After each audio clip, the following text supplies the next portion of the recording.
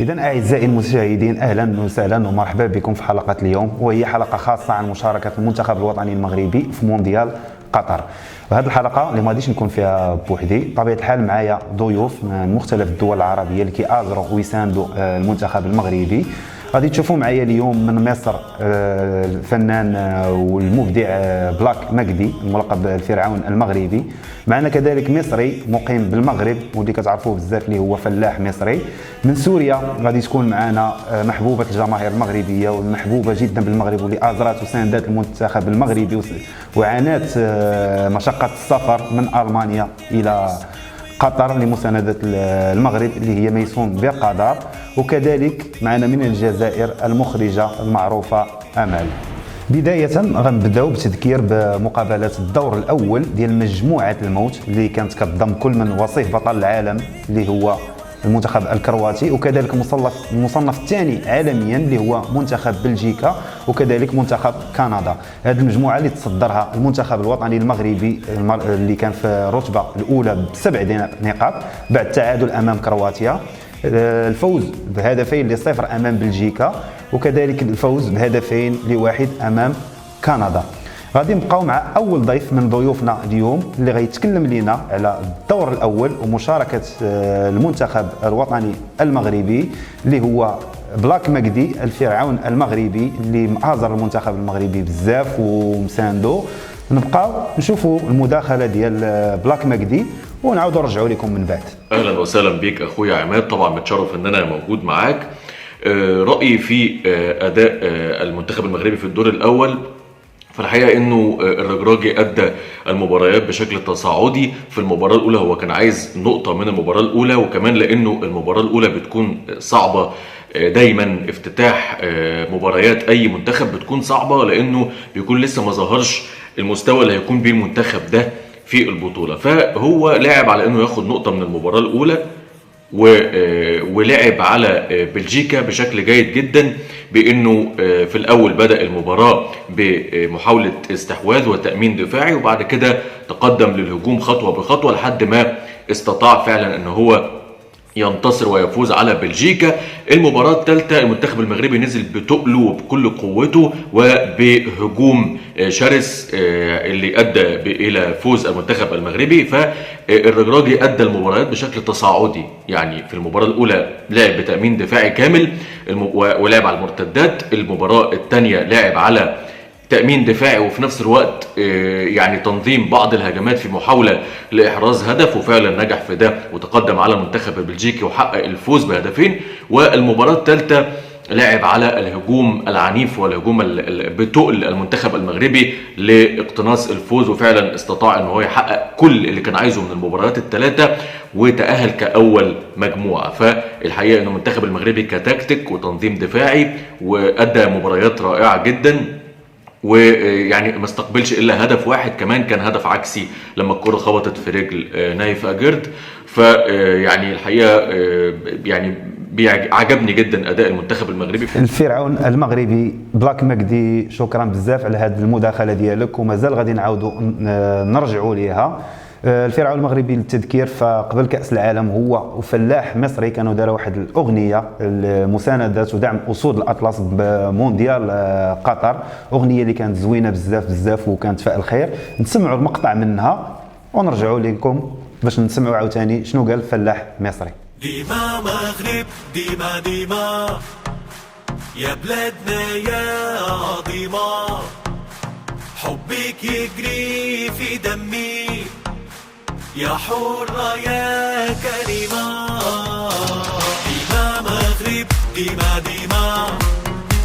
يا بلادنا يا عظيمة، حبك يجري في دمي يا حرة يا كريمة. يا مغرب يا جنة ربي، صورتك ديما في قلبي، انت عشقي وانت حبي، عريقة بلادي وقديمة. اذا من بعد ما سمعنا الاغنيه ديال ديما مغرب اللي غناها الفنان بلاك مجدي الفرعون المغربي اللي هي من كلمات فلاح مصري، فلاح مصري احد المصريين المقيمين بالمغرب وبالضبط بمدينه طنجه، كان احد المساندين والمشجعين المنتخب المغربي، على مثل باقي جميع المصريين اللي غادي نشاهدوا من بعد واحد الفيديوهات للشارع المصري كيفاش ساند المنتخب المغربي. غنبقاو مع كلمه ديال فلاح مصري وغنشوفوا شنو قال على المنتخب وعلى الدور الاول والتعليقات ديالو. ايه العظمه دي؟ ايه اللعب ده؟ ايه السحر ده؟ ايه اللي حصل؟ ايه اللي خلى المنتخب المغربي يتأهل في هذه المجموعة اللي هي مجموعة الموت، يعني أقوى مجموعة على الإطلاق، لا تستهين بكرواتيا ولا بلجيكا ولا حتى كندا. كندا في الشوط الثاني كانت مسيطرة على المباراة كلها. طب تعالى نشوف إيه السبب اللي خلى المغرب والمنتخب المغربي يتأهل للدور الثاني ويفرق. هي مجموعة أسباب ما نقدرش نفصلها عن بعضها. أول هذه الأسباب هو الدعم الجماهيري. الدعم، المغاربة كاملين على قلب رجل واحد، من أصغر واحد في المملكة المغربية إلى جلالة الملك شخصيا. والدليل إحنا شفنا الصف الأول من كبار رجالات الدولة موجودين فين؟ موجودين شفنا فوزي لقجع، شفنا مولا المقص، ناصر بوريتا وزير الخارجية، يعني ايه ده وهو بيصفر كده وبتاع. شفنا عبد اللطيف الحموشي المدير العام للامن الوطني، شفنا رئيس المخابرات المغربيه. الصف الاول من رجالات الدوله موجودين فين؟ في الملعب. شفنا المغرب طلع يوم المباراه 16 طياره مملوءه عن اخرها راحت قطر. شفنا المغاربه من كل حدب وصوب رايحين قطر، يعني متهيألي اكتر المغاربه اللي موجودين في قطر اكتر من القطريين نفسهم. اذا كانوا هادو التعليقات ومداخلات عن الدور الاول والمشاركه ديال المنتخب الوطني المغربي اللي تصدر فيه المجموعه ديالو ب7 نقاط. غادي نحاولوا ما امكن غادي نتكلموا شويه على المباراه ديال المغرب واسبانيا، ولكن قبل ما نتكلموا على هذه المباراه كنوقعوا احد المشاكل اللي لقاوها الجماهير بزاف، ومنها الضيفه ديالنا لان لقات مشكل اللي هو التذاكر وولوج الملعب، لان التذاكر ديال ولوج الملعب ما بقاش، ولات في السوق السوداء ودخلت في مبالغ خياليه اللي وصلت للمبلغ $1000 اللي هو 10,000 درهم مغربيه. انك باش غتاخذ تيكي بهذا الثمن صعيبه بزاف وغاليه، الناس ما لقاوش. غادي نخليو الضيفه ديالنا لان تكبدات عناء السفر ومشات حتى لقطر، وفي اخر المطاف انا حضرت الماتش ديال المغرب وكرواتيا اللي غادي نشاهدوا المغرب وكندا. غنشاهدوا لقطات من الفرحه ديالها والمسانده ديالها للاسود، وبعد ذلك غادي نشوفوا هذا المشكل ديال التذاكر كيفاش لقاتو وكيفاش حصلت على التذكره ديالها. وكنقول لها شكرا بزاف على الدعم والمسانده ديالك الاسود الاطلس، والف مرحبا بك اخت ميسون.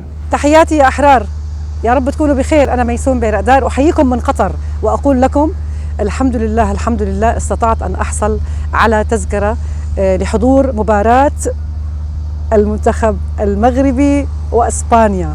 اسود الاطلس باذن الله حيبيضوا وشنا وحيفوزوا وحيفرحوا ملايين العرب ان شاء الله. هذا ليس على الله ببعيد. تحياتي لاهلي في المغرب، تابعوا قناتي في اليوتيوب، لا تنسوا وتشيروا قناتي في اليوتيوب معروفه، الاخ عماد ممكن يحطها بصندوق الوصف عنده، بتمنى تتابعوها. يكون عندي ملايين المتابعين الاحرار من كل العالم وخاصه من اهلي في المغرب. عاشت المغرب حره، وان شاء الله الفوز للمنتخب المغربي، الفوز لأسود الأطلس إن شاء الله. قلبنا معكم من قلب الملعب، سوف أشجعكم من قلب ملعب اللي موجود في قطر إن شاء الله. سوف أشجع المنتخب المغربي. اعذروني شوي صوتي تعبان لأنه شوي عندي يعني رشح بسيط. تحياتي لكم، السلام عليكم. اذا من بعد ما شفنا هذا الشيء ونتمنى يعني يكون واحد الحل لهذه الجماهير، لان كاين جماهير غفيره اللي باغات تدخل وتكون حاضره يعني في المقابله اللي غتجمع المنتخب المغربي بنظيره الاسباني، المباراه الثالثه ديالهم في اطار المقابلات اللي كاينين في راس العالم في كاس العالم منذ البدايه. ان المغرب واسبانيا كانوا تلاقاو 3 ديال المرات. اولها كانت سنه 1961 اللي كان فاز فيها المنتخب الاسباني. ثاني مقابله كانت سنه 1962 اللي كانت فاز فيها كذلك المنتخب الاسباني. واخر مقابله كانت انتهت بالتعادل في مونديال 2018. قبل ما نمروا المداخلات الخاصة وكذلك تحليلات مباراة المغرب إسبانيا، نبقاو مع أقوى اللقطات وأجمل اللقطات من مختلف الدول العربية وكذلك من ملاعب قطر، الحضور القوي للجمهور المغربي، كذلك المساندة القوية اللي كانت من مختلف الدول العربية.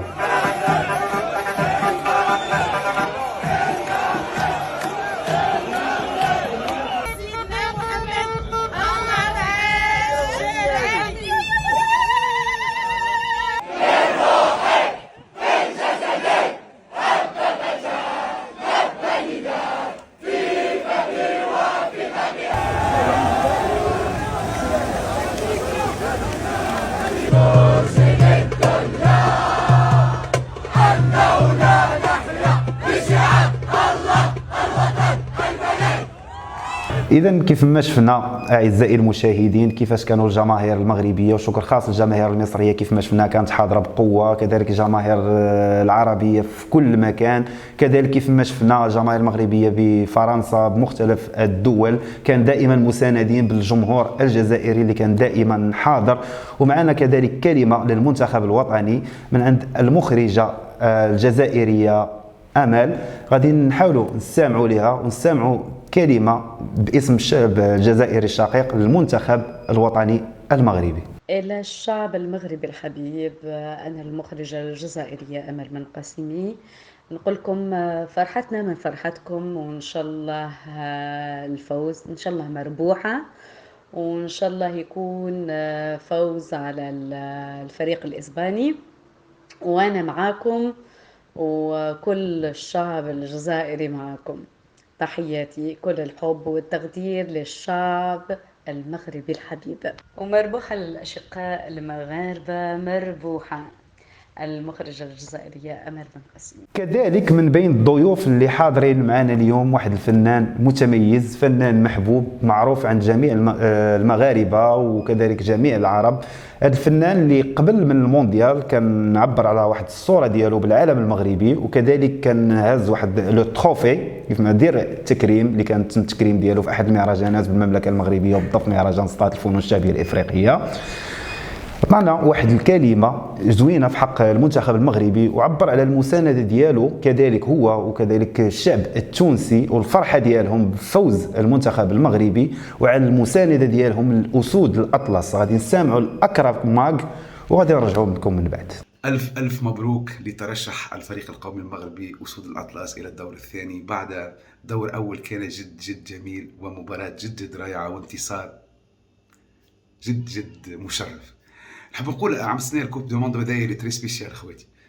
أولا أنه قام في بلاد عربية مسلمة وكان تنظيم جد رائع في قطر، لهم كل الشكر، وخاصة أداء الفريق السعودي الذي أبدع، وخاصة كونتر الأرجنتين مقابلة بلادي تاج راسي تونس مع فرنسا وانتصارها، ثم ما أدراك على هذا الفوز والترشح لشقيقتنا المغرب في هذه الدورة. دونك لازمكم تعرفوا اللي رانا كنا وراكم، المغرب العربي الكبير الكل وراكم، خواتنا من الجزائر وذاك أثبتت من ليبيا من مصر، كل العالم العربي والأمة الإسلامية مع خواتنا.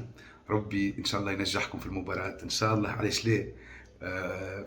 سي با ان غيف، أدى وأدود، وأثبتنا ذلك بحضور جد ممتاز للبلدان العربية وخاصة للشقيقة المغرب. دونك تونس، الجزائر، ليبيا، موريتانيا معاك، المغرب العربي الكبير معاك، والأمة العربية كاملة معاك، وربي إن شاء الله ينصركم. إذا بعد ما سمعنا الكلمة الجميلة من الفنان الجميل أكرم ماغ وكنوجه لي تحية من هذا المنبر، غادي نمروا لتحليل عن مقابلة المغرب إسبانيا اللي غادي تكون يوم غد إن شاء الله، واللي كنتمناو من كل قلبنا فوز المنتخب الوطني المغربي يا ربي يا ربي ان شاء الله. بالنسبه لتحليل المقابله غادي نبقاو مع الضيف ديالنا بلاك مجدي من وجهه نظر ديالو كيفاش كيشوف هذه المقابله. استمعوا ليه. رأيي في مباراة اسبانيا انها يعني هتكون فيها جانب من الصعوبة على الفريقين، لانه كرة القدم الاسبانية بتتشابه في الستايل او المدرسة بتاعتها بشكل كبير مع كرة القدم المغربية، وهي مدرسة الاستحواذ والمهارات والاعتماد على المواهب بتاعت اللاعبين. ده موجود في المغرب وموجود في اسبانيا. يعني تقديم كرة القدم الجميلة اللي فيها استحواذ وفيها تحكم في الكرة، زي ما بنشوف زياش او بنشوف ملاح او بنشوف لاعبي اشرف حكيمي حتى عنده كنترول كويس على الكرة. فمدرسة الكرة الاسبانية هي برضو الاستحواذ والمهارات الفردية، فده هيكون في مواجهة ما بين مدرستين قريبين لبعض، مش هنقول اللي هم متطابقين، لكن مدرسة كرة القدم المغربية بتعتمد على الاستحواذ والمهارات ومواهب كرة القدم، وده برضو بتعتمد عليه اسبانيا. فالمباراة هنا صعوبتها انه مدرستين عارفين بعض كويس ومذاكرين بعض كويس، فنتمنى ان شاء الله الفوز للمنتخب المغربي، ونتمنى انه المغرب يرفع راسنا زي ما رفع راسنا في المباريات اللي فاتت. احنا النهاردة بنلعب من غير ضغط، بنلعب عشان نفرح الوطن العربي كله ان شاء الله. فانا ان شاء الله بتمنى وبتوقع انه المنتخب المغربي ان شاء الله باذن الله يطلع بالفوز في هذه المباراة. الى جانب بلاك ماكدي واللي كنشكروه بحراره على القبول ديالو الدعوه ديالنا وعلى هاد التحليلات وهاد الكلمه ديالو والمسانده والفيديوهات بزاف اللي كيدير على المغرب.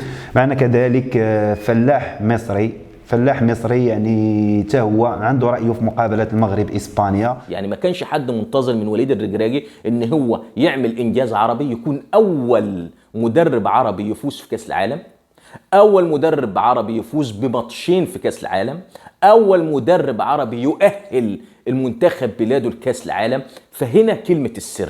ايه كلمة السر؟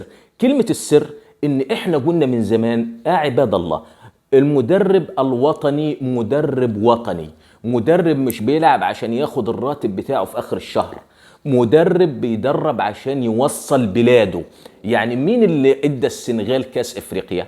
مدرب وطني. مين اللي وصل مصر كاس العالم سنة 90؟ محمود الجوهري، مدرب وطني. مين اللي خد 3 كبات كاس افريقيا مع مصر؟ حسن شحاتة، مدرب وطني.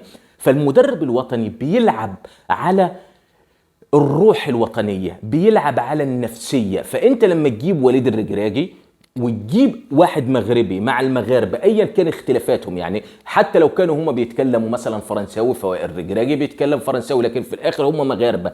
يعني ايه مغاربة؟ المغاربة كيفهموا بعضياتهم. انا من قبل كده كنت عملت فيديوهات قلت لك ان المغاربة فيهم لغات، يعني بيتكلموا حتى بلغة الارقام، بيتكلموا حتى بالاشارات، اهاودني منك، محدش يفهم اللغة دي غير المغاربة.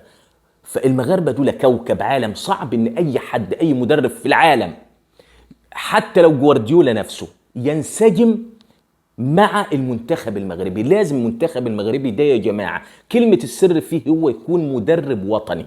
إذا أعزائي المشاهدين، كانت هذه حلقة اليوم الخاصة بمشاركة المنتخب الوطني المغربي بمونديال قطر. كنتمناو إن شاء الله فوز المنتخب المغربي يا ربي على شلة، خصوصا أننا عندنا فريق قوي، فريق اللي عنده جميع المقومات وطاقة يعني هائلة اللي تقدر تصنع الحدث وتقدر تدير شي حاجة. نشوفكم إن شاء الله في حلقة أخرى وفيديو آخر. ما تنساوش المشاركة معنا على الفيسبوك، الانستغرام وكذلك اليوتيوب. وإلى لقاء مرة أخرى. السلام عليكم.